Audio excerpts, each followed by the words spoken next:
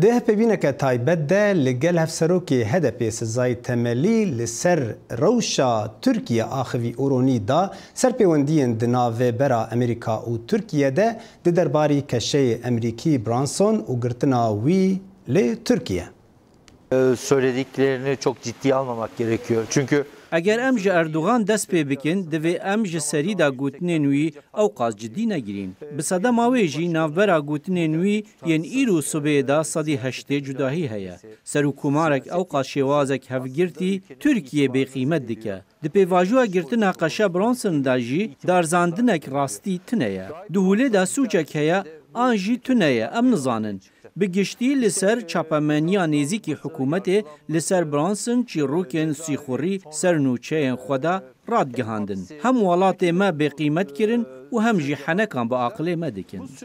لیوانه و باتمان و آمده اپراسیون بنچاف کرن و گرتن دجی هدف پیک هاتنه.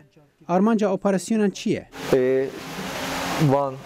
ام جوان بویران را دبیجن بنچاف کرن. سادماویجی حوالین ما راستی تندو تیجی هاتنا و بریندار بونه. بخابن 26 حوالین ما هاتنا گرتن. ام نها پرسیار دکن. گلو چما حوالین ما هاتینا گرتن؟ لیج دوزگر جاب تونه.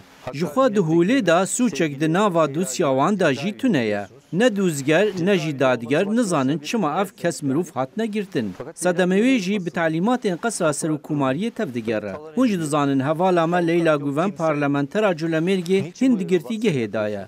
بردوامی گرتن آوی بم پیکرنا ما کزاگونه. لپیشوا بربجاری شارداریان هیا. اردوغان جی دویجه اوی جارک دن لجه شاردارین و قیومان دینه. Buna haftanın wî çawa dinirxînin. Yani düşkünlüğün boyutu herhalde budur. Şermezariye bu desaladariya AKP ku ditirse. Jiber ku ji ucelan ditirsin wî tecrid dikin. Jiber ku ji me ditirsin bi hezaran hevalên me girtine. Jiber ku ji HDP ditirsin bê navber êrişî HDP dikin. Tiştê ku jê ditirsin aştî demokrasî û jiyana azadî û mirovaniyê ye. Xebatên hilbijartinên xwecihî jî servê tund û tîjiyê hatine ava kirin. Bi destê dewletê tundî tê ava kirin. Ya rastî civakê terorîze dike. Ew qaz ditirsin ku ji bo projeya wan ya herî mezin qayûm teyîn kirine.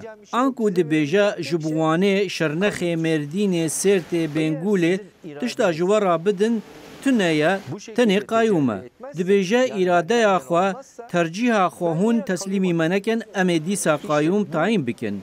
Aha desilatdariya otorîte û netewperistî ev ye. Ji ber vê yekê sekna îradeya gel xurtew û çi dema gel qayûm qebûl nekir.